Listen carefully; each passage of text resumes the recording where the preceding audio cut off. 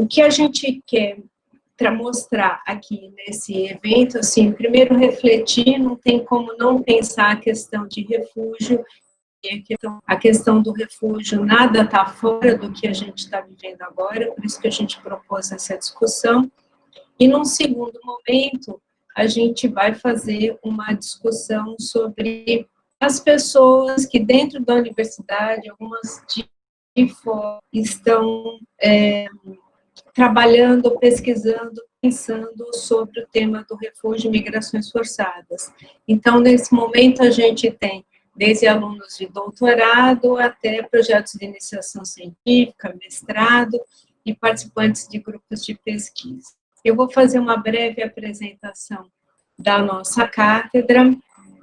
Eu sou a coordenadora atualmente, a professora Liliana é vice, e os membros da cátedra são professores de pós-graduação da universidade, alunos de pós-egressos ou pós-doc. Esse é o contato da cátedra, que eu imagino que as pessoas já conhecem e está no nosso site.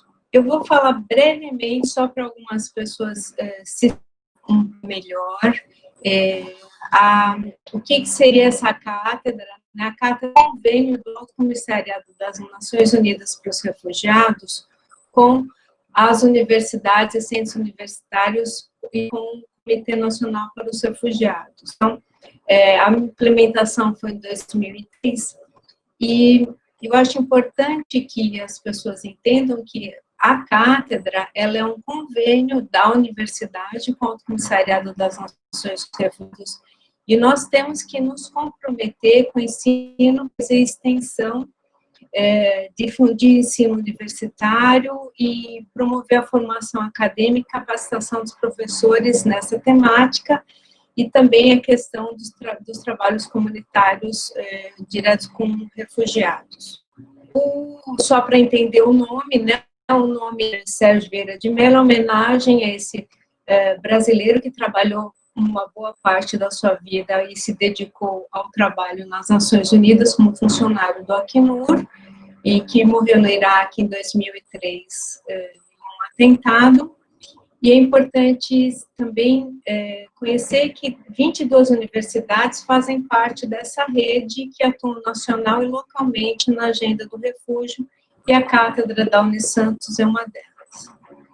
Contando brevemente sobre a cátedra aqui da Unisantos, nós somos referência sobre o tema de refúgio na Baixada Santista. O nosso convênio com a Acnur começou em 2007, e a gente coordenou vários eventos, por exemplo, o primeiro seminário anual das cátedras, em 2017, o seminário internacional e o 8º seminário das cátedras e a 2ª conferência latino-americana. E nós temos ações de ensino, pesquisa e extensão, envolvendo principalmente áreas de direito, relações internacionais, saúde coletiva, educação e psicologia. E uma informação importantíssima é que a Universidade Católica de Santos oferece um vestibular diferenciado para pessoas refugiadas, isenção integral de matrícula e mensalidade. Então, já há alguns anos nós temos pessoas refugiadas como nossos alunos. Só para dar algum exemplo do que a CAT faz, nós estamos envolvidos tanto na graduação e na pós, em disciplinas específicas em isenção de tema de direitos humanos, refúgio e migrações forçadas. Nós fazemos também ações de extensão, como, por exemplo, ano passado, a doação de livros infantis para a etnia Huaral, que veio da Venezuela. Os eventos, esse é o segundo workshop referente ao Dia Mundial do Refugiado. Fornecemos palestras, informações, as pessoas nos questionam, perguntam, colaboramos com a Acnur, na plataforma Help, e desenvolvemos também pesquisa de trabalho de conclusão de várias áreas, iniciação, ensino médio, mestrado, doutorado, nas áreas citadas. Participamos de congressos nacionais e internacionais é importante, se puderem consultar no site, a pesquisa sobre o documento para acesso de pessoas refugiadas ao ensino superior no Brasil, que foi coordenada pela professora Liliana, com a participação de discentes. E, por fim, para entender um pouco, mas eu sou um aluno e eu quero participar da carta. Nós temos 3 grupos de pesquisa que são relacionados ao tema das migrações forçadas e do refúgio, que são os grupos do CNPq, um coordenado pelo professor Fabieses, do curso de Relações Internacionais, o outro coordenado pela professora Liliana Júbilo, e que é o Direitos Humanos e Vulnerabilidades, aqui é o ano de formação dos grupos, né? E o último é o PULA, que nasceu em 2018, que é o Laboratório Interdisciplinar de Estudos sobre Processos Migratórios Internacionais, que eu coordeno com a professora César.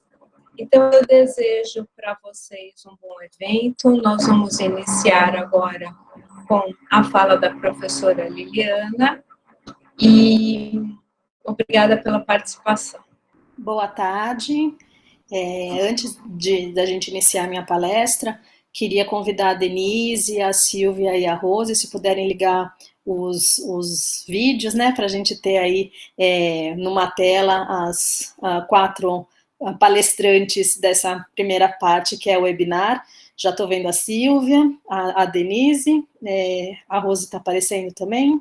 Então, como a Denise colocou, queria primeiramente agradecer essa oportunidade que a gente está tendo de compartilhar essa tarde, falando sobre a temática das pessoas refugiadas, nessa primeira parte, com um tema que nos foi imposto, né, pelo contexto mundial da pandemia. Como a Denise colocou, a gente não tinha pensado em fazer palestras, só para fazer como foi no ano passado, o relato das pesquisas e de experiência, mas achamos que em função dessa nossa nova realidade, ou como está sendo chamado o novo normal, que seriam importantes algumas reflexões sobre as questões jurídicas, as questões aqui no contexto brasileiro e questões ligadas à saúde das pessoas refugiadas. Por isso que a gente propôs essa parte inicial da nossa tarde, dessa conversa sobre as pessoas refugiadas na pandemia da Covid-19. E aí, na segunda parte, como já foi colocado também, mas queria valorizar e deixar esse meu depoimento da alegria que é ver o tema do refúgio, das pessoas refugiadas e da proteção das pessoas refugiadas multiplicando não só na Universidade Católica de Santos, mas em vários outros pontos do Brasil e produzindo conhecimento a partir desses exemplos que a gente vai ouvir nos resumos que foram submetidos aqui ao nosso evento. A gente, então, vai iniciar com as palestras, e na sequência faz um intervalo, e aí vem a parte da apresentação dos resumos. Como a Ellen já colocou também, a gente pede para quem não estiver falando, a gente que fique com o vídeo desligado e com o som também, porque no momento a gente já está com 52 pessoas participando, e aí as interferências podem ser bastante significativas. Sem mais preliminares, digamos assim, vou começar a tratar com vocês da perspectiva da proteção das pessoas refugiadas na pandemia da Covid-19, que é o meu tema, tentando apresentar um diagnóstico das principais questões envolvidas na pandemia. Acho que vocês já estão vendo, né, os meus slides? Joia. Eu vou desligar o meu vídeo para deixar só os slides, e aí, ao final, eu retomo o vídeo, ok? Então, como falei, a minha palestra vai tentar trazer esse diagnóstico inicial de como a pandemia está afetando a questão das pessoas refugiadas, apontando esses impactos, desafios e alguns bons exemplos de proteção, perdão. A apresentação está estruturada da seguinte maneira. vou fazer algumas reflexões iniciais sobre a pandemia e as pessoas refugiadas, trazendo alguns números, alguns que foram, inclusive, disponibilizados hoje pelo Acnur, o Alto Comissariado das Nações Unidas para Refugiados. Na sequência, apresento os impactos e os desafios na proteção das pessoas refugiadas, trago alguns bons exemplos protetivos e faço comentários finais. Iniciando, então, com essas reflexões iniciais. Como a gente sabe, a Covid-19 é a doença provocada pelo novo coronavírus. Os primeiros casos foram relatados pela China à Organização Mundial da Saúde em dezembro de 2019 e em março desse ano foi decretada a pandemia, em função tanto do número de casos, quanto da forma de contaminação, o contágio e o número de países que tinham sido atingidos. Todas as regiões do mundo foram e estão sendo impactadas pela Covid-19. Esse impacto da Covid-19 é sentido por toda a população, mas ele acaba agravando vulnerabilidades pré-existentes. Vulnerabilidades que podem decorrer tanto de características pessoais quanto de características sociais, o que faz com que ações, estratégias, proteção de direitos sejam cada vez mais importantes para evitar que essas vulnerabilidades acabem gerando mais violações de direitos humanos e acabem subjugando essas populações de minorias e grupos vulneráveis ainda mais. Dentre os grupos vulneráveis que são impactados, a gente pode fazer uma lista bastante extensa. A gente pode falar de grupos tradicionalmente considerados como vulneráveis, como as minorias etárias, as minorias de gênero, minorias nacionais, minorias étnicas, minorias raciais. Podemos falar também de pessoas com deficiência, por exemplo. E podemos falar de grupos que se tornaram vulneráveis no contexto da pandemia, como, por exemplo, trabalhadores de serviços essenciais, trabalhadores da saúde e outras pessoas que não necessariamente são englobadas pela doutrina enquanto grupos vulneráveis de maneira geral, mas o são aqui na perspectiva da pandemia. Dentro desses grupos vulneráveis, a gente tem os migrantes forçados, que são particularmente uma categoria bastante afetada pela Covid-19, seja pelas restrições de mobilidade, seja pelo caráter de não nacionais que possuem, em sua grande maioria, seja ainda pelas vulnerabilidades já produzidas pela migração. Os migrantes forçados têm a sua autonomia para fazer a migração reduzida, eles são impelidos a migrar e acabam, já nesse sentido, tendo uma vulnerabilidade inerente a esse seu status ou a essa sua condição. Dentro dos migrantes forçados, a gente encontra o grupo das pessoas refugiadas, que tem um status diferenciado em função da proteção concedida pelo direito internacional dos refugiados. Lembrando que são consideradas refugiadas as pessoas que têm bem fundado temor de perseguição em função de sua raça, religião, nacionalidade, opinião política ou pertencimento a um grupo social. E aqui na América Latina a gente soma a esse grupo as pessoas que tenham deixado seu país de origem em função de grave e generalizada violação de direitos humanos. Hoje a gente teve divulgado o último relatório da Acnur com os números relativos ao final de 2019 dos refugiados no mundo, tá certo? Eles apontam a existência, em dezembro de 2019, de 26 milhões de pessoas refugiadas e 4,2 milhões de solicitantes de asilo. Apontam ainda, em números mais gerais, de pessoas que foram deslocadas em função de perseguição, violência, conflitos ou violações de direitos humanos, um total de 79 milhões e meio de pessoas nessas condições. Esse número é um aumento significativo em relação ao ano anterior. Os dados disponibilizados em junho de 2018, que se referem ao final de 2017, apontavam a existência de 70,8 milhões de pessoas nessas condições, ou seja, a gente tem um salto aí de quase 9 milhões de pessoas de um ano para outro.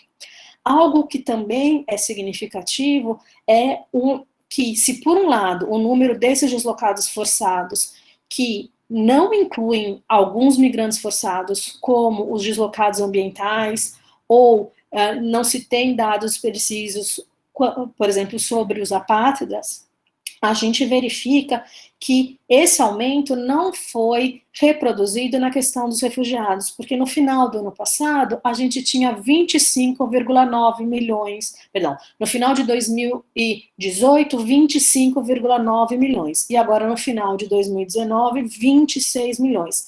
Então, se o número total subiu quase 9 milhões, o número de refugiados praticamente ficou o mesmo, o que talvez seja explicado pela demora na análise dos pedidos de refúgio, já que em 2018 a gente tinha 3,5 milhões de solicitantes de asilo, e como eu mencionei, no ano passado esses números mudaram para 4,2 milhões de refugiados.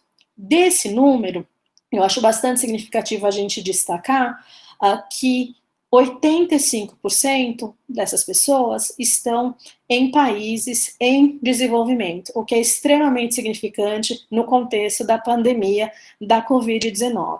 Pandemia essa que, com os dados atualizados da Organização Mundial da Saúde de hoje, às 6h30 da manhã, horário do Brasil, já tinha 8.223.454 casos registrados, incluindo 444.813 mortes em função da pandemia. Então, se a gente conjuga os números da Covid com os números divulgados hoje pelo Acnur sobre os deslocados forçados por perseguição, violência, conflitos ou direitos humanos, incluindo esses 26 milhões de refugiados, a gente começa a ver que existem impactos e desafios bastante significativos na proteção das pessoas refugiadas na pandemia da Covid-19. Para diagnosticar esses impactos e desafios, eu optei por uma organização cronológica, digamos assim, se a gente pensar no movimento migratório, ou seja, desde aquilo que faz com que as pessoas refugiadas precisem sair dos seus países até a sua integração nos países de acolhida. Então, o primeiro desafio é a possibilidade de aumento de casos de refúgio. A gente está verificando vários relatos de violação de direitos humanos, de aumento de perseguição, de discriminação nos países de origem, o que pode fazer com que a gente tenha a produção de novos casos de refúgio como um impacto da pandemia. Um segundo impacto são as dificuldades na saída do país de origem. Como a gente sabe, uma das principais estratégias para o enfrentamento da Covid-19 tem sido o fechamento de fronteiras e o distanciamento social, ou seja, o isolamento, a tentativa de contenção do contágio pelo novo coronavírus. Isso levou tanto a fechamento de fronteiras, quanto a suspensão de viagens, quanto a suspensão de emissão de documentos de viagem, de autorização para que voos sejam feitos, o que impacta diretamente nas migrações, principalmente nas migrações internacionais. E a gente tem verificado que as exceções que deveriam existir para as pessoas refugiadas, que estão previstas nos documentos internacionais, como, por exemplo, na Convenção de 51 sobre o status de refugiado, não estão sendo colocadas em prática. Ou seja, muitas das pessoas refugiadas estão, entre aspas, presas nos seus locais de origem e sofrendo, então, ainda as ações de violações de direitos ou que provocam o bem fundado temor de perseguição.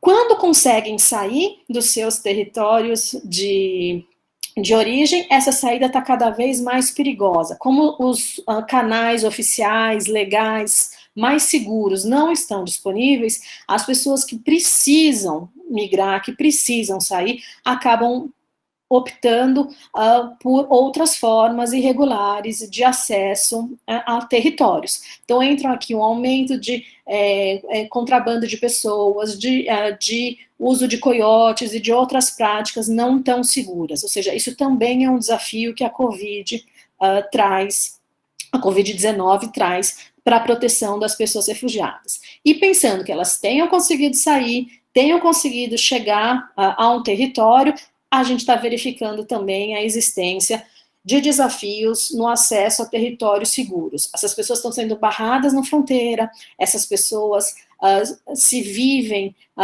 em situações já reconhecidos como refugiados, mas ainda em situações de precariedade de segurança, não têm conseguido ser reassentadas. No começo do ano, tanto a Acnur quanto a OIM suspenderam todo o processo de reassentamento, que é um canal oficial para que essas pessoas sejam enviadas para um terceiro país, e a gente está vendo violações de todo tipo ao princípio do non-refoulement, que é um princípio cardinal do direito internacional dos refugiados, que implica na proibição da devolução de pessoas para territórios em que suas vidas, liberdades e segurança estejam em risco. Ou seja, isso tem sido violado no dia a dia e tem gerado impactos na proteção das pessoas refugiadas. Se eles conseguiram sair e conseguiram entrar num país de acolhida, um país seguro, os desafios continuam. Um primeiro é o acesso aos procedimentos adequados da determinação do status de refugiado, que a sigla em inglês é RSD. Muitos dos procedimentos estão suspensos, muitos dos refugiados não estão conseguindo ter contato com as instituições que fazem oficialmente essas determinações, os prazos estão prorrogados, existem várias questões que estão dificultando o acesso a um procedimento para determinação do status de refugiado, assim como a documentação, seja porque não conseguem pedir o refúgio, seja porque os órgãos que precisam emitir os documentos estão fechados, ou com a capacidade reduzida em função da Covid-19. E também, assim como para a população geral, mas lembrando que os migrantes forçados e as pessoas refugiadas têm uma vulnerabilidade já mais ampla do que a população em geral, também se verificam dificuldades de acesso a direitos e serviços, seja em relação à saúde física, prevenção e tratamento. Então, se a gente pensar, por exemplo, refugiados que estão em campos, obviamente não tem como fazer distanciamento social, muitas vezes as questões de higiene não são as mais adequadas. Seja a questão de acesso a tratamentos, em alguns países só se tem disponibilizado o serviço de saúde para quem é nacional, ou se exigem documentação, como a gente acabou de ver, eles estão tendo dificuldade em conseguir os documentos, você também tem obstáculos e desafios no acesso a esses direitos e serviços. Na saúde mental, se vocês se lembrarem, já tem uma vulnerabilidade específica, alguns têm questões de saúde mental pré-existentes, outros desenvolvem questões de saúde mental em função da migração forçada,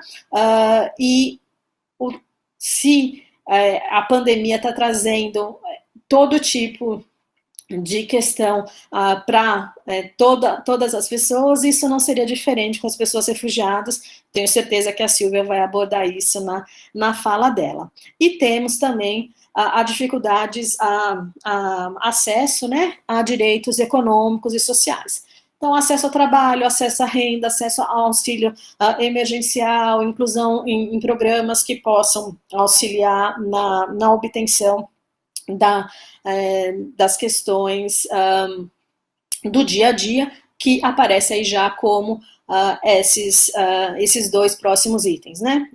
A garantia da subsistência, seja por ações próprias, seja por apoio governamental. E a gente verifica que também a proteção adequada a alguns tipos de vulnerabilidade daqueles grupos considerados tradicionalmente vulneráveis, então, mulheres, pessoas LGBTI+, crianças, idosos, pessoas com deficiência, pessoas com questões de saúde, pessoas com questões de saúde mental, etc., também estão tendo desafios. E, por fim, a questão de violações de direito de uma maneira mais ampla, né? A gente tem verificado muita xenofobia e um aumento da discriminação, principalmente de refugiados que vêm de locais em que há muitos casos da Covid-19. Mas, como eu falei que eu queria que a gente tivesse uma boa tarde, eu não vou ficar falando só das coisas negativas, vou trazer aqui alguns exemplos de boas práticas na proteção que vem acontecendo. Um primeiro deles é regularização migratória. Se a gente pegar Portugal, por exemplo, houve a concessão de uma residência temporária para todos os solicitantes de refúgio no país, pelo menos até o final da pandemia, para que com isso eles tivessem acesso à documentação e pudessem ser incluídos em acessos ao sistema de saúde. A regularização migratória está sendo discutida aqui no Brasil, não para solicitantes de asilo e refugiados, que têm um regime específico, mas para os migrantes indocumentados de forma geral. Assim como em outros países também tivemos propostas nesse sentido, como na França e na Itália. Essa inclusão em acessos ao sistema de saúde, um exemplo pode ser a Tailândia, que acabou permitindo que os residentes no país tivessem acesso a essa questão. Inclusão em programas assistenciais. Também existem relatos, inclusive aqui no Brasil, da possibilidade de imigrantes em geral e refugiados de uma maneira mais específica participarem dos projetos de auxílio emergencial. E também a gente verifica exemplos vindos das próprias pessoas refugiadas, né? A gente tem vários que estão trabalhando na linha de frente, a gente tem vários que estão demonstrando solidariedade com outros refugiados, mas também de uma maneira mais ampla para toda a comunidade. Aí eu trouxe aqui para vocês alguns exemplos nesse sentido. Esse primeiro slide demonstra pessoas refugiadas ali de Ruanda, do Iraque, da Venezuela, que estão trabalhando, que são profissionais da saúde, ou seja, estão trabalhando ali na linha de frente do atendimento.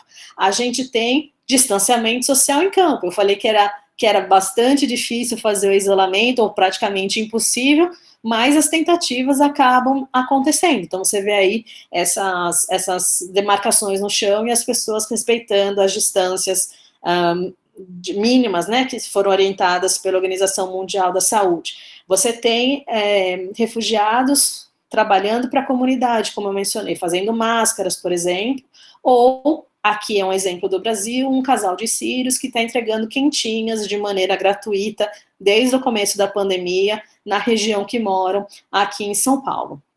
E na África também, exemplo da entrega de materiais básicos, de itens básicos de alimentação e higiene por refugiados, para refugiados. Ainda no Brasil, a gente verifica essa solidariedade também lá em Roraima, com a construção de um hospital de campanha, que contou com a participação dos refugiados venezuelanos, além da população brasileira. Um hospital que vai atender tanto aos venezuelanos quanto aos brasileiros. Tendo apresentado esse diagnóstico inicial, queria, então, iniciar essa finalização apontando esses comentários finais sobre as pessoas refugiadas e a Covid-19, mais especificamente como a pandemia tem impactado as pessoas refugiadas. A gente verifica que esse impacto é forte e direto, e que acontece em todas as fases do refúgio, bem como nas diversas áreas da vida, sejam as questões legais, as questões da migração enquanto fenômeno, as questões de saúde, as questões de acesso a direitos e serviços.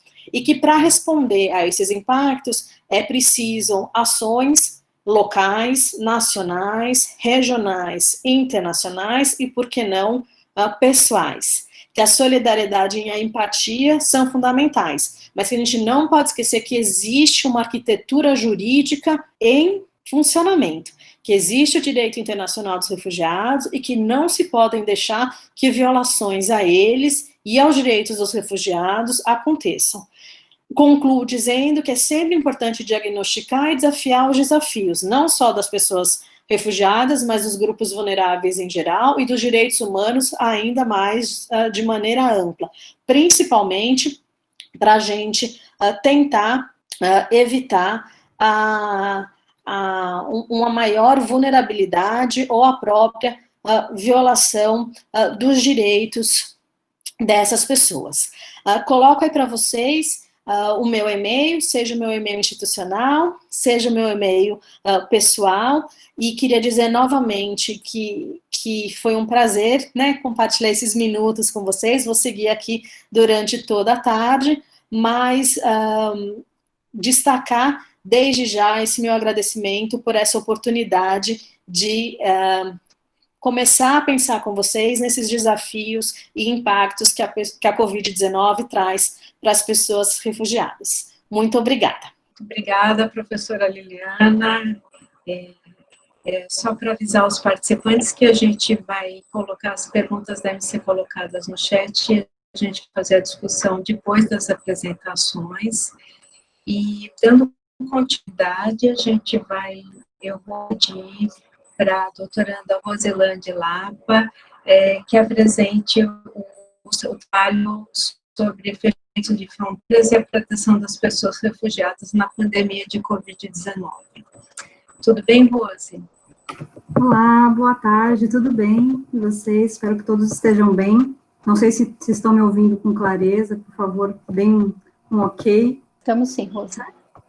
Eu não preparei slides para a apresentação, porque a minha intenção foi fazer mais no estilo de bate-papo, e já aviso que estou muito ansiosa, porque falar depois da professora Liliana é um grande desafio para um estudante. Então, já peço desculpas caso tenha algum ruído por aqui, todo mundo está em casa agora, e gostaria de continuar, né, no tema que a professora Liliana apresentou, e trazer alguns documentos que estão fresquinhos aí na área do refúgio, das migrações forçadas, alguns documentos do Acnur.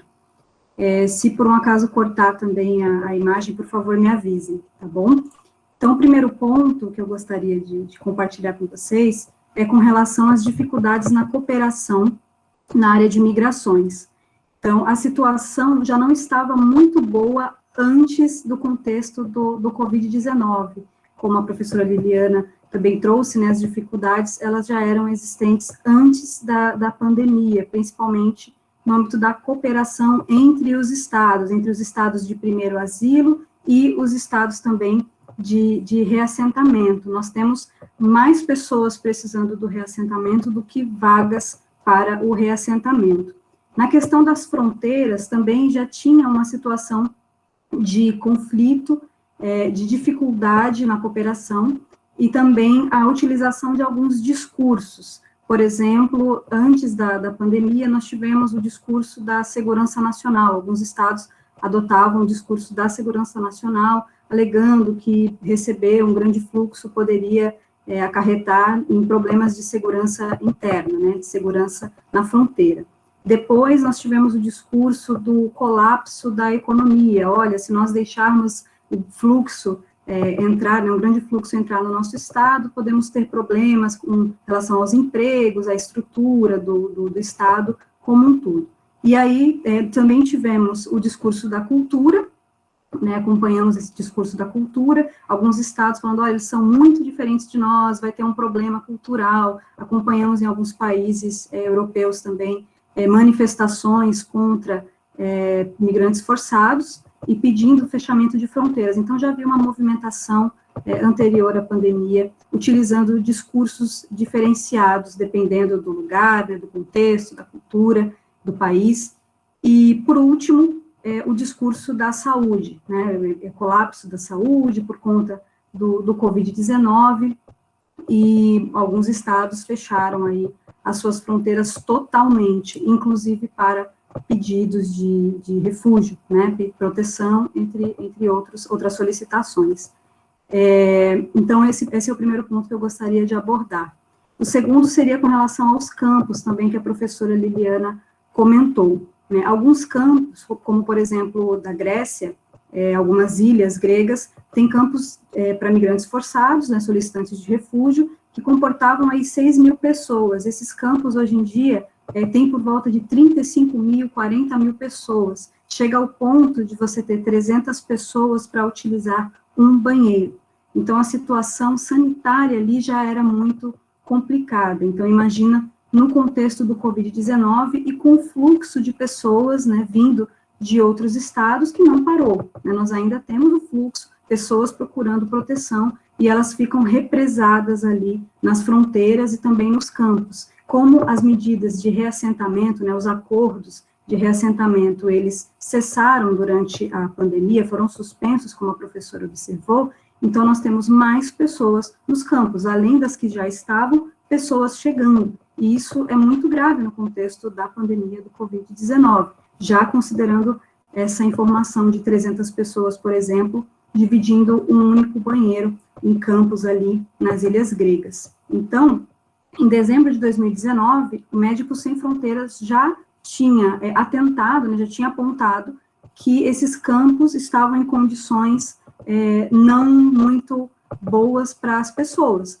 Então, já em dezembro, a pandemia, ali, o surto acontecendo na China, nós já tínhamos uma situação muito complicada nesses campos.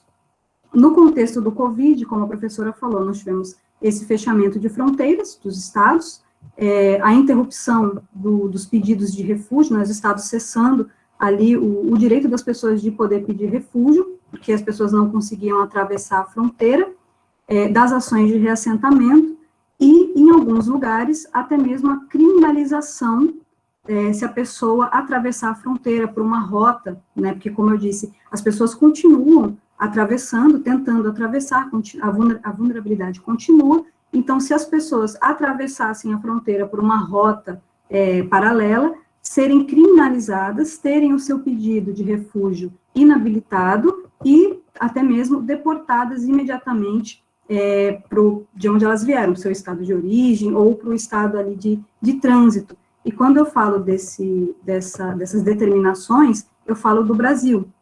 No Brasil, nós tivemos a portaria número 120 de 2020, que, além de fechar a fronteira, né, com o estado de Roraima, também, no seu artigo 6º, ela tem essas determinações, a criminalização de quem tentar atravessar a fronteira por uma outra rota, quem conseguir entrar no Brasil, a deportação imediata e a inabilitação do pedido de refúgio. Não foi apenas no Brasil que isso aconteceu, em outros locais também, fronteira fechada, e o risco da pessoa ser deportada imediatamente, o que viola, aí, como a professora disse, os princípios, né, os princípios dos documentos internacionais no âmbito do refúgio, da proteção das pessoas. Elas têm que ter o direito de pedir refúgio. E aí, o Acnur, no dia 16 de março, rapidamente elaborou um documento, eu até deixo aqui para vocês no chat o link do documento, só um segundinho, elaborou um documento tratando justamente desse tema, sobre o fechamento de fronteiras, a inabilitação do pedido de refúgio, sobre também as pessoas não conseguirem proteção e ficarem orbitando, esse é o termo que o Acnur utilizou no documento, orbitando as fronteiras, porque se você tem uma fronteira fechada num lugar, e aí você não consegue pedir refúgio ali, não consegue pedir proteção ali, você vai tentar ir para outra fronteira, que também não significa que você vai conseguir, você pode chegar na outra fronteira, está fechado também, e aí você começa a orbitar as fronteiras, e isso é muito grave, segundo o documento do Acnur, porque se a intenção era que evitasse o espalhamento, né, que a pandemia se espalhasse, se você mantiver grupos orbitando fronteiras, você aumenta o risco que essas pessoas se contaminem e passem o vírus para outras pessoas nesse trânsito de órbita ali entre as fronteiras. Então, isso agrava mais ainda a situação.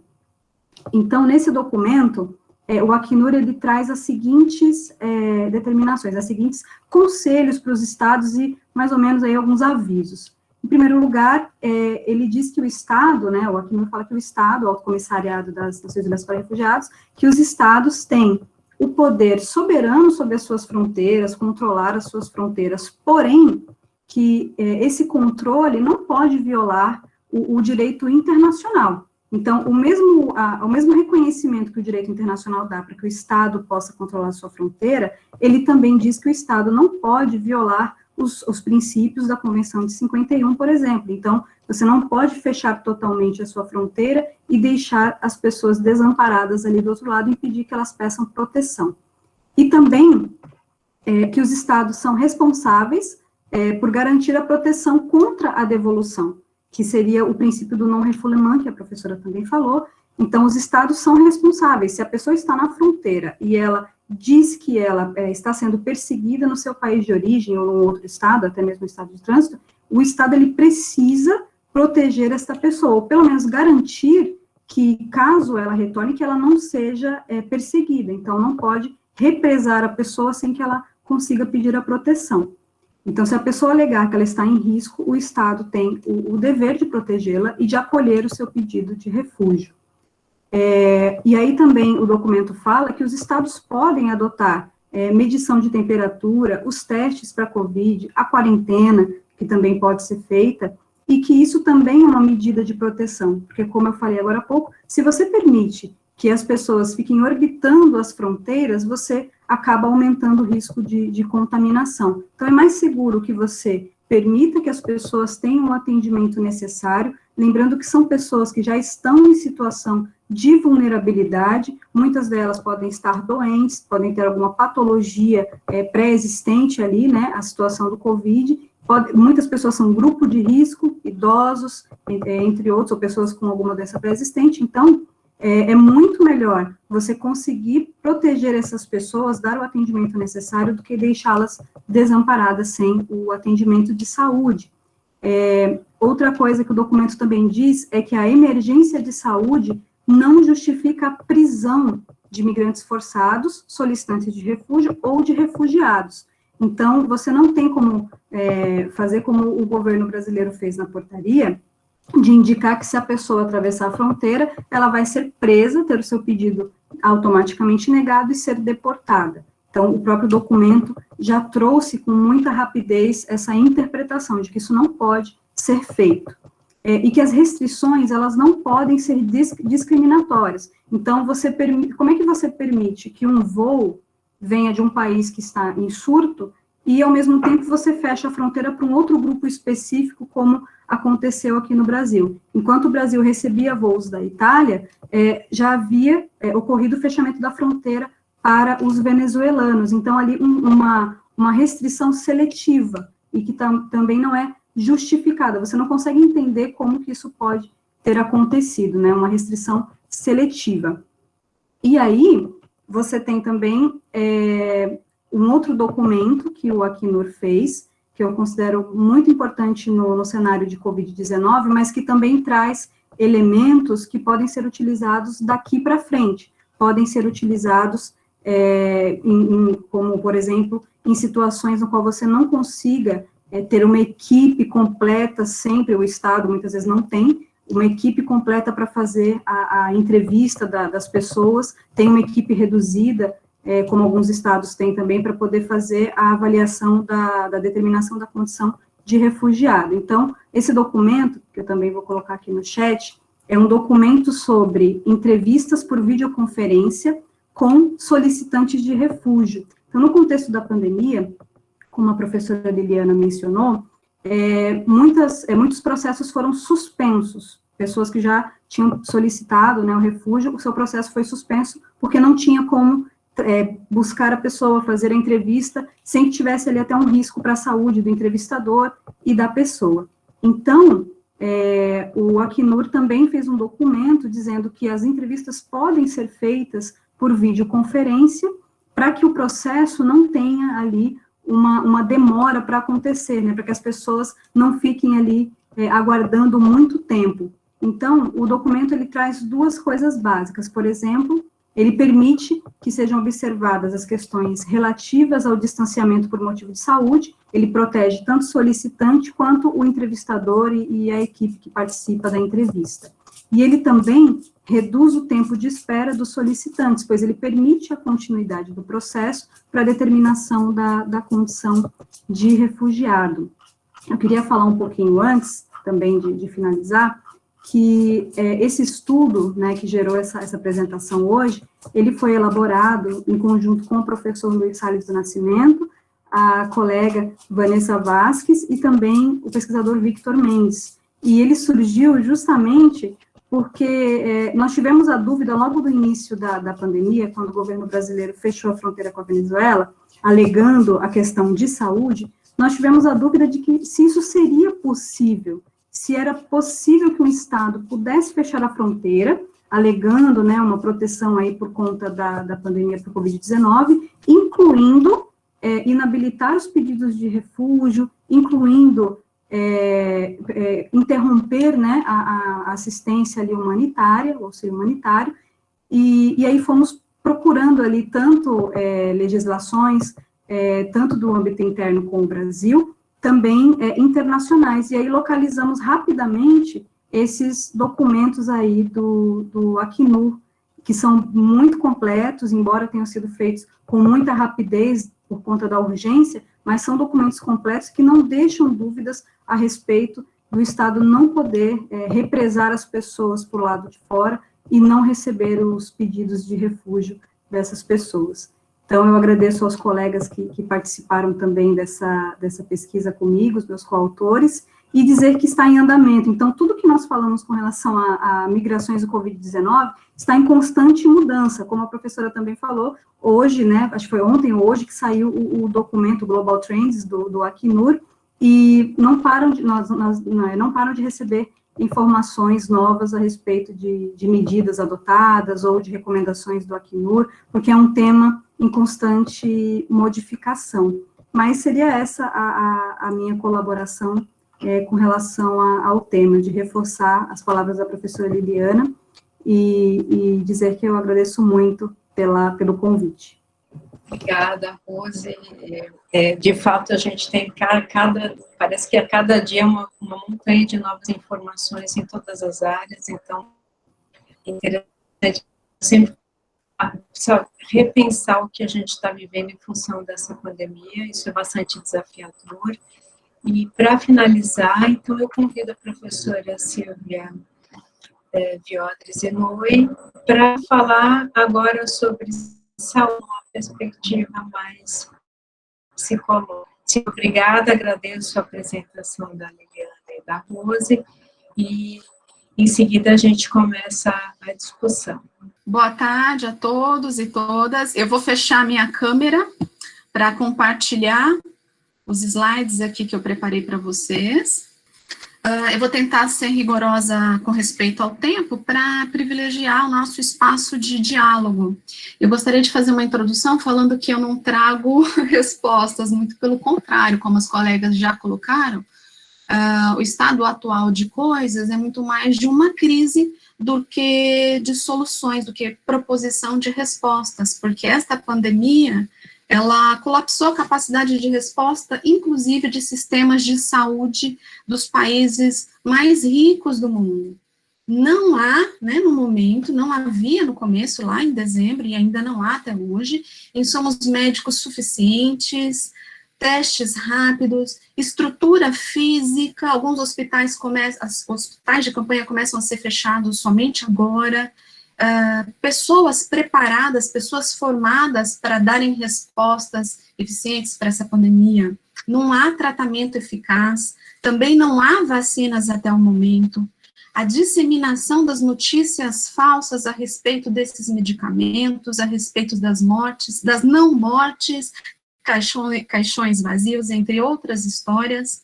Desconhecimento também da população, qual é a proporção das populações que está em extrema vulnerabilidade social, quando a gente fala de auxílio econômico, por exemplo, foi uma surpresa no Brasil, né, para muitos de nós, para muitos governantes, conhecerem que parte da população estava em situação de extrema pobreza, e a subnotificação também se coloca como um desafio, dentre as manifestações assintomáticas, mais leves, e até as manifestações que levam à morte pela Covid. As populações que sofrem já por crises humanitárias, elas, a Liliana disse isso, a Rose também falou sobre isso, elas podem ser mais suscetíveis tanto ao vírus, quanto vulneráveis aos efeitos da doença. Em geral, elas têm pouco risco, baixo risco, de levar a Covid para as populações acolhedoras, porque elas estão saindo, ou ao menos antes do fechamento das fronteiras, elas estavam saindo de países menos afetados e vindo para países mais afetados, países com menores ou menos políticas de combate à Covid. Então, eles que, na verdade, se colocavam em maior risco, tanto que hoje o Brasil não é um país desejável para nenhuma pessoa que pensa ou que tem a necessidade de se deslocar. Nesse deslocamento forçado também foi colocada a condição prévia, falta de saneamento, saneamento básico inexistente, alimentação restrita, moradias superlotadas nesses acampamentos, estigmatização. Tudo isso, então, nos mostra que os planos de mitigação, de redução do impacto da pandemia, eles correm o risco de serem ineficiente e estarem aquém de obrigações de saúde e direitos humanos, se nós não considerarmos essas populações em mobilidade, sejam migrantes forçados, sejam pessoas já com status de refugiados. Essas barreiras de ordem legal, financeira, de idioma, barreiras culturais para acesso em serviços de saúde, elas se tornam agravadas, elas se tornam ainda mais intensas, obstáculos maiores, quando a pandemia, melhor dizendo, quando os surtos, eles ocorrem no trajeto dessas pessoas, ou então no país de acolhida, porque as ONGs reduzem os seus trabalhadores, reduz, dessa forma, assistência médica, distribuição de alimento, de itens de higiene, faltam medicamentos já nos hospitais dos locais acolhedores e também nos acampamentos. Nós sabemos que há acampamentos onde vivem mais de 600 mil pessoas com hospitais, falta informação, tradutores culturais, tradutores do idioma, insegurança, o medo de acessar cuidados em saúde, inclusive solicitar auxílio financeiro. Nós soubemos há algumas semanas do angolano que foi assassinado e tinha como questão central o auxílio financeiro, isso aqui na cidade de São Paulo, perda da renda e a consequente insegurança alimentar com a restrição de alimento, a falta de comida mesmo.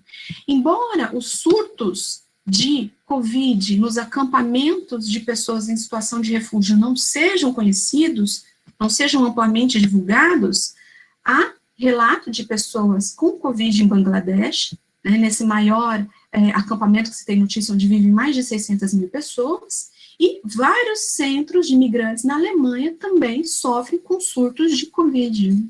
Medidas que são consideradas básicas em saúde pública e eficazes na redução da transmissão de vírus, de bactérias, como lavagem de mãos, elas encontram, a própria, acho que Rose relatou isso, elas encontram barreiras para serem implementadas de acordo com padrões mínimos de assistência humanitária, os banheiros coletivos, banheiros compartilhados, distantes, fossa, que não é o banheiro propriamente com água corrente, tratamento, saneamento dessa água, desse esgoto, e risco de violência de gênero, insuficiência de água, sabão, álcool gel não existe, a impossibilidade de buscar pessoas para orientação sobre cuidados em saúde, cuidados médicos, informações adequadas, por exemplo, nesse acampamento, né, esses acampamentos em Bangladesh, havia notícia de que as pessoas que tinham Covid, ou que poderiam ser contaminadas de Covid, elas seriam mortas pelos profissionais de saúde, porque era a única maneira de eliminar, a única maneira de tratar, matando essa pessoa para que o vírus não pudesse ser transmitido para outros. Então, a gente tem um cenário onde é praticamente impossível, extremamente difícil conciliar viver, trabalhar e se isolar, porque algumas pessoas relatam temer morrer antes de fome do que pela Covid. Então, torna-se uma emergência em saúde pública, respostas à pandemia que considere os modos de vida e as situações de restrição em que vivem as pessoas em situação de refúgio. Paralelamente a este medo, paralelamente ao crescimento, né, da Covid entre as pessoas em situação de refúgio, é importante a gente dizer, nós não temos dados oficiais, tem a questão de restrição de material para teste, tem a questão de desconhecimento, de acesso de forças humanitárias, mas, paralelamente, algumas respostas também nos enchem de esperança. Por exemplo, em Bangladesh, trabalhadores de ONG, trabalhadores humanitários já treinam pessoas da própria comunidade, representantes que sejam reconhecidos como lideranças entre homens, jovens, professoras, religiosos, para orientar sobre o vírus. Na costa da Grécia também, medidas de saneamento têm sido implementadas, como instalação de fontes extras de água e lavagem de mãos. Na Somália, há relatos de acampamentos que não são acessíveis pelo governo e não são acessíveis também pelas ONGs. E lá, uma família que tem vários profissionais de medicina e enfermeiros, treinam parteiras e outros estudantes de medicina para que possam replicar as informações sobre distanciamento social e sobre higiene também. Localmente, aqui na cidade de São Paulo, nós temos algumas iniciativas, mais de 20 coletivos e a sociedade civil tem trabalhado incansavelmente na tradução de informes sobre a Covid, sobre cuidados em saúde, distribuição de alimentos, de cestas básicas, de máscaras, material de higiene e de proteção, rede de suporte online, jurídico e psicológico. E uma das respostas, né, dessa força-tarefa incansável ao projeto já de lei que tramita no Congresso, foi acrescentada uma emenda que solicita a inclusão da nacionalidade na notificação dos casos de Covid e também dos casos de morte por Covid. Nós temos relatos de pessoas que foram refugiados, imigrantes forçados, que foram contaminados por Covid, mas nós não temos uma quantificação, nós não temos o panorama disso, nós não sabemos. É caso a caso, de boca em boca. Não há esse campo para notificação de que país, nacionalidade, origem da pessoa. Aí, saiu recentemente, vocês podem ver aqui embaixo, no G1, os bairros com maior número de mortes pelo coronavírus em São Paulo. Vocês podem ver quanto mais escura a cor, maior é o número de mortes daquela região, daquele distrito. E em pretinho aqui são os cortiços, as favelas. Então, quando vocês, eu não sei se vocês conseguem ver o meu cursor, mas prestem atenção aqui, no gráfico à esquerda, à extrema direita, vocês podem notar mais manchas pretas. Quando você observa já o mapa à direita, você também vê esses pontinhos, mas aqui já é um mapa elaborado, de georreferenciamento elaborado pela Caritas, de pessoas atendidas em 2018.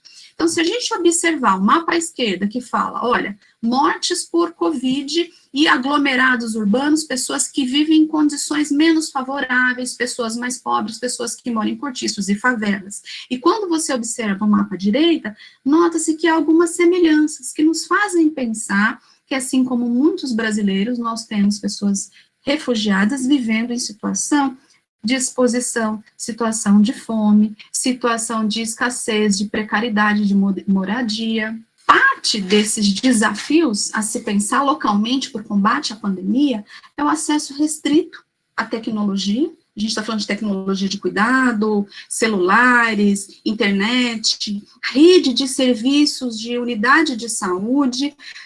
Nós sabemos que a região central de São Paulo, eu vou voltar aquele mapa lá, a região, olha aqui, né, essa região central que é mais amarelinha, tem mais equipamentos de saúde, e onde se morre menos gente também, apesar de ser densamente povoada.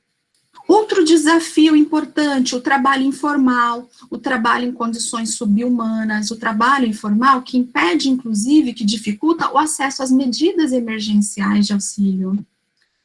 Funcionamento de alguns serviços no modo chamado pela rede de suporte a imigrantes e refugiados como modo pandemia, menos pessoas trabalhando, horários restritos, algumas atividades não podem ser oferecidas porque não tem como, por exemplo, grupos de trabalho, grupo para idoso, grupo para pessoas com diabetes, não pode ser oferecido porque colocaria as pessoas em situação de risco.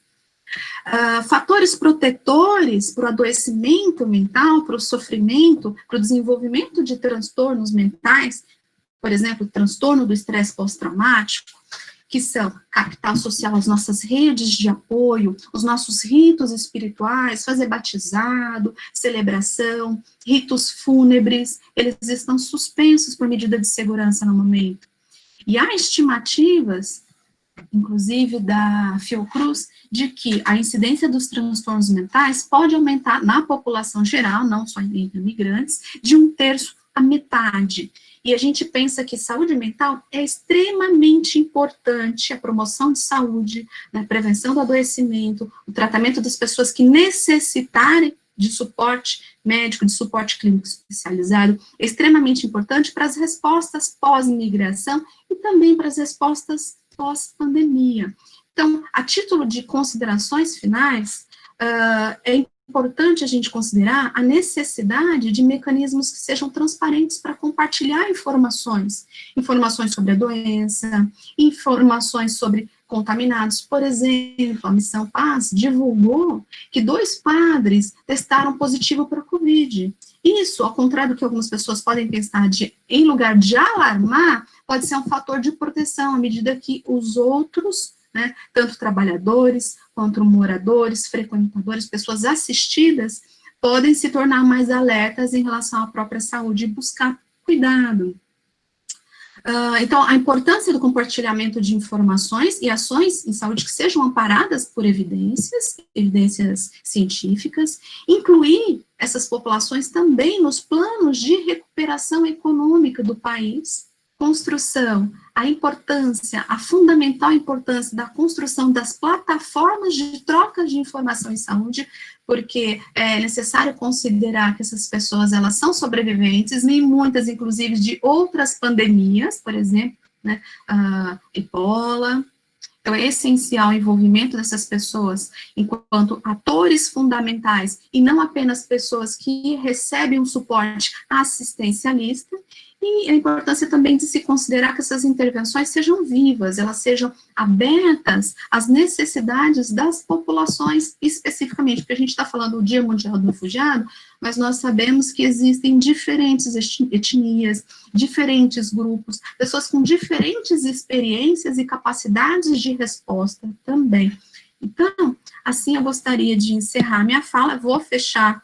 Da Silvia, eu gostaria de agradecer, acho que foi muito interessante a gente se fazer essa provocação para pensar a pandemia, para pensar o que está acontecendo e no contexto do refúgio, é muito importante as questões de vulnerabilidade, as questões legais, é um tema que envolve uma complexidade imensa, né? E gostaria de ressaltar somente o quanto essa população, a gente que está pesquisando especificamente refúgio, se viu no contexto da pandemia, tentando entender algumas coisas, o quanto algumas populações acabam, se já eram invisíveis, agora elas estão mais invisíveis ainda. Então, quando a Silvia mostra o mapa, né, como que a gente vai entender como é que essas pessoas que já tinham uma certa vulnerabilidade estão mais vulneráveis ainda.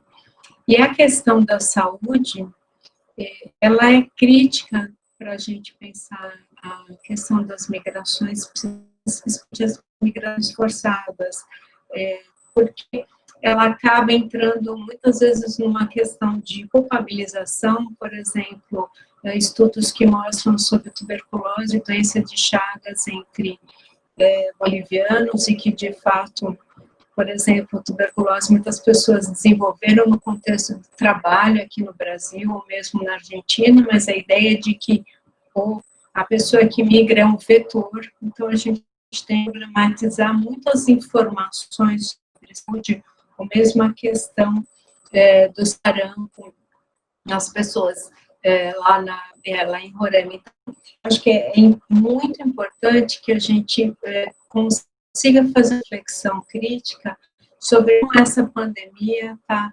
afetando a todos nós, expondo essas vulnerabilidades que, como a Silvia falou, já eram muito grandes, agora elas estão explícitas e sequer a gente pode até saber sobre quem está morrendo em que condições.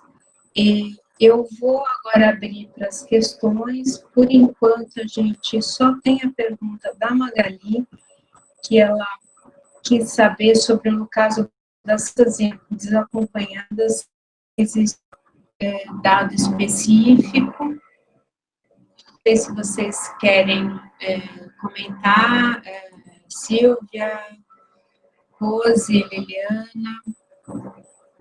Eu dei uma olhadinha nas tendências globais, que é o relatório que eu citei, né? E eles colocam alguns dados interessantes nesse sentido. Da população de deslocados geral por violência, perseguição, conflitos ou violações de direitos humanos, ou seja, daqueles 79,5 milhões no final do ano passado, eles colocam que entre 38% a 43% são de crianças, ou seja, entre 30 e 34 milhões. E aí, especificamente sobre as crianças separadas ou desacompanhadas, eles relatam, e aí só entram dentro dos 26 milhões dos refugiados, eles colocam que eles computaram 153.300 crianças refugiadas e mais, acho que 25 mil solicitações novas de refúgio. Eu vou compartilhar aqui no chat com vocês o link desse documento, que são de tendências globais, e aí todo mundo tem acesso mais fácil aos dados e consegue fazer as pesquisas mais detalhadas. O documento está em inglês, em geral, mais para frente, o Acnur aqui no Brasil lança um resumo simplificado.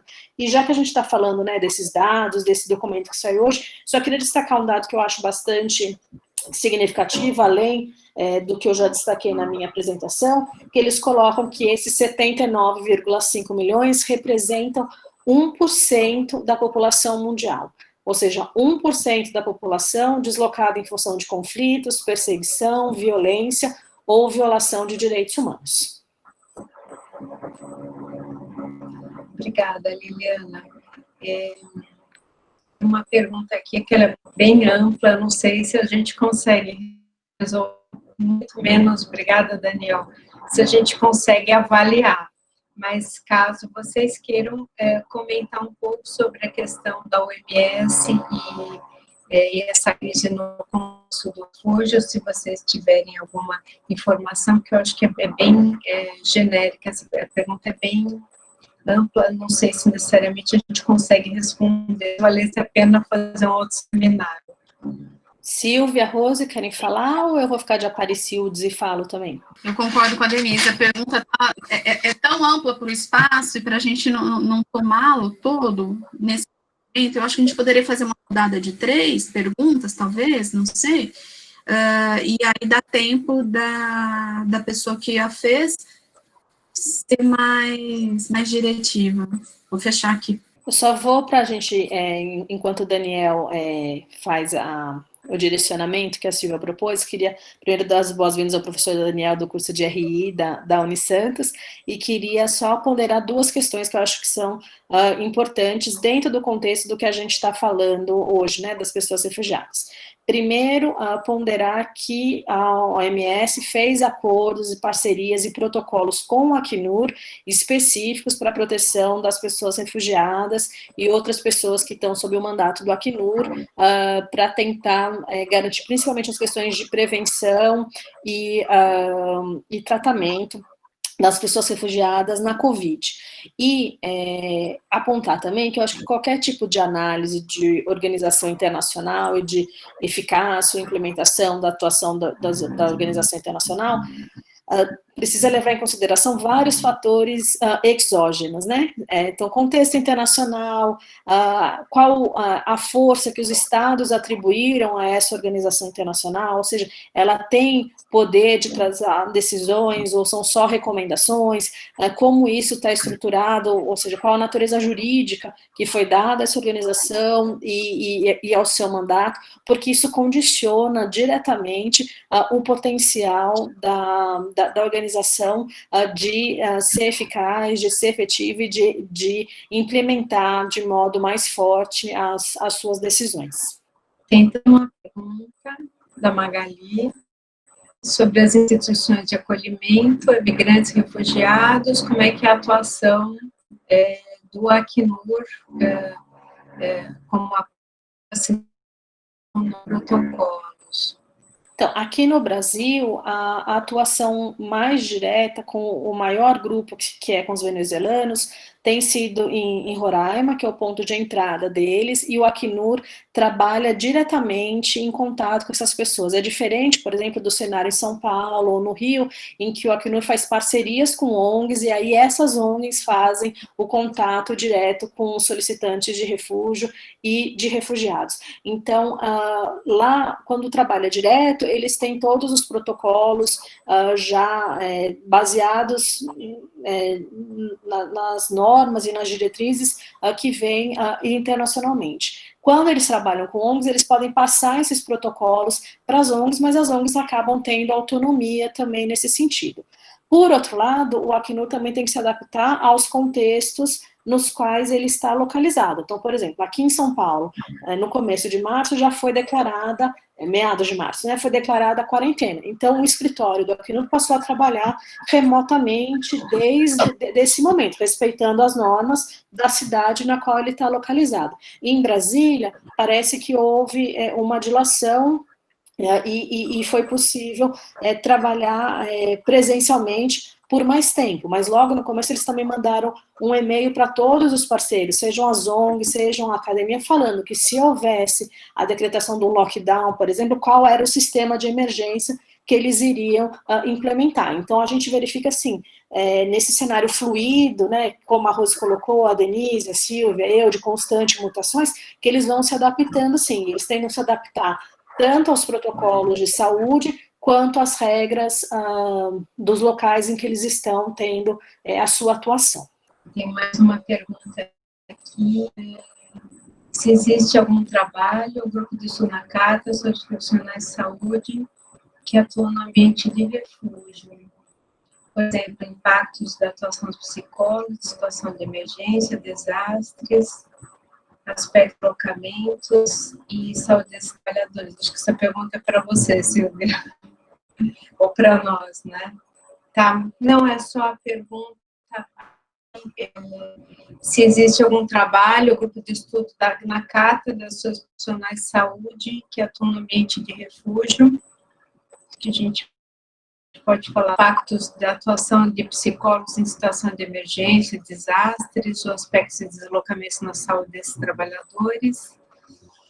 E Daniel, também a dúvida exatamente sobre as zonas de convergência das duas organizações e possíveis medidas efetivas.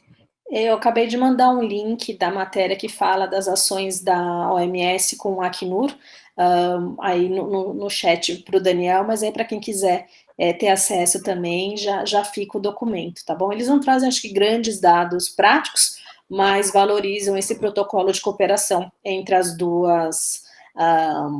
os dois organismos da ONU, né? Uma agência especializada e uma organização internacional. Eu não pude ouvir claramente, acho que a minha internet talvez seja ela que não esteja funcionando tão bem. Pelo que entendi, a pergunta é se há uma pesquisa específica desenvolvida pela cátedra sobre saúde de psicólogos que estejam na linha de frente, foi isso? Eu acho que sim. Que profissionais de saúde que atuam no ambiente de refúgio. Eu não sei se você quer complementar depois, Denise, mas não especificamente em relação a psicólogos. Nós consideramos todos os profissionais que estejam lidando diretamente com a problemática da saúde de imigrantes e refugiados. Inclusive, tem um projeto de pesquisa que a gente teve que suspender na SE, porque nós começávamos a fazer as incursões e aí já veio a quarentena. Não fazia sentido, enquanto nós estivéssemos atendendo as pessoas como pacientes, como profissionais de saúde, nos colocasse na situação de risco e de vetor, de transmissor de doenças para conduzir, para continuar com a pesquisa, mas nós consideramos, sim, todos os profissionais de saúde, principalmente agentes comunitários, como pessoas que estejam mais vulneráveis aos impactos de se lidar com a saúde, se lidar com a migração, com a resposta intercultural em meio a uma pandemia, que, como eu disse, se colapsa a capacidade de resposta, inclusive de países mais ricos, imagina de país em desenvolvimento e num momento de precariedade de recursos, de congelamento de recursos para a saúde. Glauber, eu também queria complementar. Gente, desculpa, eu estou com uma furadeira de um vizinho aqui. Então, não sei se estão ouvindo, eu estou enlouquecida. Não? Então, está difícil falar porque está muito barulho aqui. Porque a pessoa tem que fazer reforma em dia de evento. Nós temos um grupo de estudos interdisciplinar, que é o CULA, no qual participam a Silvia e eu, e a gente discute muito interdisciplinarmente a questão da saúde, e a professora Silvia tem uma experiência, acho que depois, se te interessar, ela teve experiência na Cruz Vermelha, ela tem uma experiência em discutir situações de emergência, porque, de fato, essas situações de emergência, eu conheço falando, olha, vira e mexe, tem um desmoronamento, tem um acidente, né? Tem uma invasão, uma enchente, mas é engraçado como parece que a situação de emergência apareceu agora, né? Então, eu acho que tem uma literatura e que vale a pena também a gente discutir, e o grupo de pesquisa, eu acho que é um lugar que a gente pode fazer essa discussão mais aprofundada. Gente, mais alguém? Mais algum comentário? Acho que tinha uma pergunta sobre o pós-pandemia, né? As questões principalmente ligadas às pessoas refugiadas. Aqui eu acho que a gente tem que destacar 2 pontos que são essenciais.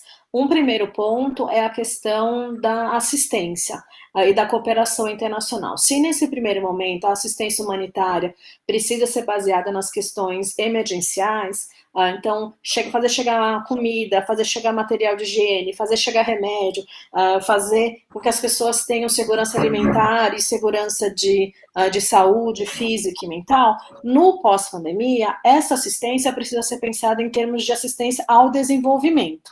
Ou seja, fundos, recursos para que os países menos desenvolvidos e países em desenvolvimento tenham o mínimo necessário para reconstruir as suas economias, as suas capacidades de auxílio, a sua capacidade de assistência à sua própria população. Nesse sentido, a gente já tem algumas iniciativas do FMI, do G20, do Banco Mundial, acontecendo alguns fundos internacionais, mas isso é algo que precisa ser pensado. Eu sei que a gente está no meio da pandemia, não sei se nem no meio em termos do mundo, né, mas estou assim, na torcida para que seja, pelo menos aqui no Brasil, já a metade da pandemia, mas pensar nesse pós-pandemia é pensar também nessas questões de assistência ao desenvolvimento. Isso por um lado. Como eu falei, são 2 lados, então tem um segundo lado que é muito importante, que é que todas as medidas restritivas, seja de direitos humanos, de modo mais geral, seja para as pessoas refugiadas de modo mais específico, se encerrem com o final da emergência. A justificativa das restrições, das limitações dos direitos é a pandemia. A gente tem que ficar atento, e por isso que eu falei que é importante diagnosticar os desafios, que isso vai permitir com que lá na frente a gente tenha claro se voltou ao que era antes, ou se usou como justificativa para diminuir as possibilidades de migração regular, de garantir proteção às pessoas refugiadas, de garantir os direitos humanos. Tem dados de que, nesse período, mais de 1.800 leis de restrição migratórias no mundo foram aprovadas. A gente vê, por exemplo, nos Estados Unidos, esse fechamento radical das fronteiras, o direcionamento de medidas para determinadas nacionalidades, e algo que foi bem menos comentado, mas que aconteceu, um aumento na velocidade, por exemplo, da construção do muro, famoso muro do Trump entre os Estados Unidos e o México. Então, as pessoas têm que estar atentas para que, quando a gente voltar num cenário de normalidade, seja a normalidade anterior, seja esse novo normal, com as máscaras e novas medidas de proteção, que a gente não tenha retrocessos dos direitos humanos. Então, acho que isso é o essencial para a gente pensar nesse cenário pós-pandêmico. Lilian, acho que tem uma outra pergunta que também acho que você e Rose pode responder que a Cássia, se essa permissão de deportação continua em vigor, e se sim, existem dados de deportações que estejam ocorrendo. Rose, você quer falar que tem a ver com a sua pesquisa das fronteiras? Ou quer que eu fale? Eu acho que ela teve um problema de conexão. Acho que ela está com Tá joia. As fronteiras do Brasil estão fechadas, tanto as fronteiras terrestres quanto as fronteiras aéreas, existem pouquíssimas exceções, né? Mas como eu comentei na minha fala e a Rose completou, o direito internacional dos refugiados constrói exceções para a proteção das pessoas refugiadas. Se vocês forem olhar na convenção, por exemplo, eles vão dizer que você só poderia criar impedimentos para entrada para casos específicos, em situações de segurança nacional, em que aquela pessoa fosse uma ameaça. Então, barrar de maneira geral os refugiados está contra o direito internacional dos refugiados. Por isso, até que o Acnur fez aquele documento que a Rosa mencionou do começo, ou meados, melhor dizendo, de março. O grande problema acaba sendo sempre, como para o direito internacional como um todo, a efetivação, né? Quem que vai entrar contra o Estado para garantir esses direitos? Como que isso vai ser efetivado? Não acho que seria algo muito problemático, porque como a Denise colocou quando falou das cátedras, a Silvia colocou quando falou da DPU e das organizações da sociedade civil que trabalham com refugiados, a gente está tendo cada vez mais pessoas engajadas, envolvidas na luta da proteção contra as pessoas refugiadas. Mas isso demanda um conhecimento técnico do direito que precisaria ser aprofundado. E vejam bem, a gente não está falando que a saúde não importa, ou que as medidas de saúde pública devem ser deixadas de lado em prol da entrada dos refugiados. O que a gente está falando é que dá para conciliar, dá para equilibrar a necessidade dos refugiados com a necessidade ou o interesse dos estados. Acabei de mencionar para vocês na minha apresentação que foi criado um hospital de campanha, por exemplo, lá em Roraima. Além disso, você tem os abrigos. Você poderia redimensionar a função desses lugares para fazer quarentena, né? Deixa essas pessoas entrarem e fazer quarentena. No começo da pandemia, não estavam deixando um monte de gente vindo da Europa entrar? Então, o que os europeus podem, quem vem da Venezuela não pode? E fazer auto-isolamento ou algo do gênero. Então, se você tem como criar medidas que garantam tanto a proteção do Estado brasileiro, da população brasileira, quanto a proteção dos refugiados. É só uma questão de encontrar esse equilíbrio e fazer um redirecionamento pensado para a proteção. Obrigada, Lili. A professora Maria de Fátima, da educação, ela fez um comentário aqui que eu acho que é importante, porque o nosso grupo na CRA trabalha com a questão do ensino, né, da educação básica e superior, enfim, e ela está tentando que pensar a estratégia de ação no quesito da educação e que aí tem forma de resistência, movimentos, sendo que hoje acabamos de perder, por exemplo, as cotas para o ensino superior. Eu acho fundamental, Fátima, infelizmente a gente está vivendo um recrudescimento de uma série de direitos, de conquistas que a gente tinha e que, de fato, vai impactar, já é vulnerável, imagino que vai continuar sendo, vai piorar essa situação de desigualdade, de empobrecimento da nossa população e muitas vezes de conquistas que a gente já tinha, e acho que a educação não deve ficar fora de jeito nenhum. Obrigada.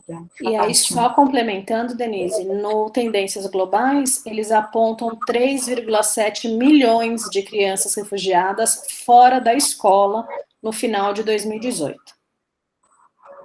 Ou seja, pré-pandemia. Dirá agora, né? Fátima, não sei se gostaria de comentar pouco, ou a gente pode deixar para depois, mas eu acho que essa questão da educação é fundamental nessa reflexão, porque compromete um futuro que já estava muito comprometido. Eu acho que minar a educação, minar o futuro de gerações. Então, acho que é um momento que a gente tem que estar muito atento, refletir muito sobre que consequências desastrosas a gente vai viver no futuro e que não estão só relacionadas, infelizmente, à pandemia. Bom, gente, alguém quer fazer mais algum comentário? Eu acho que, Ellen, eu acho que a gente está seguindo o horário direitinho, né? A gente vai fazer um intervalo agora, a gente vai pedir para as pessoas fecharem a câmera e o microfone. Ellen, a minha ideia é que a gente volte às 16 horas, é isso. É super importante, eu acho que agora a gente vai começar a contar um pouco, acho que já refletimos teoricamente, conceitualmente sobre os desafios, né? E agora a gente vai contar o que a gente está fazendo relacionado a esse tema, o que se pesquisa, o que se pensa, quais são as nossas reflexões, enfim. Eu acho que é um momento de experiência, da gente aprender interdisciplinarmente, que eu acho que essa é uma das propostas da cátedra, né? A gente discute em várias perspectivas. Então, agradeço a presença de todas e todos, e eu acho que 10 minutos, Ellen, você acha que 20? O que você acha? Agora não, são 15h43, eu acho que 16 horas está de acordo, bem? Tudo bem, professora, então retornamos às 16 horas, não precisem sair da sala, tá? Podem permanecer nas salas. Tá ok. Tá bom? Gente, muito obrigada, até daqui a pouco, todo mundo toma um café, relaxa um pouquinho e a gente continua. Muito obrigada.